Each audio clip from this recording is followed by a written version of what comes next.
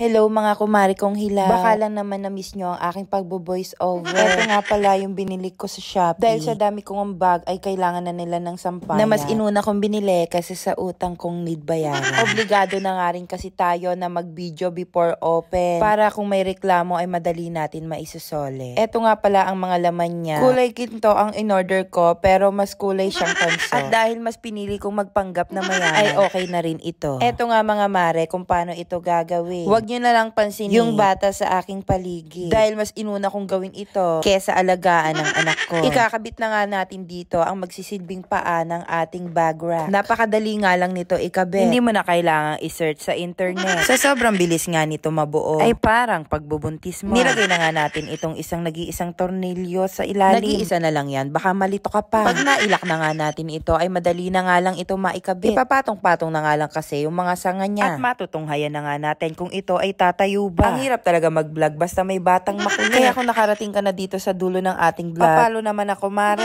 Konti na lamang ay matatapos na nga tayo. Mas inuna ko pa nga ito kaysa palitan ng diaper ng anak ko. Ayan na nga, tapos na mga mare. Pero hindi pa nagiinit, ay ayan oh. Hindi nga kasi naglock agad yung tubo. Ayan talaga nagpapala pag mura ang bili mo. Kakabitan na nga natin ang bag at tignan natin kung tatabi okay naman siya mare, kaya naman ilalagay ko na lang sa comment section kung sa ko ito binili.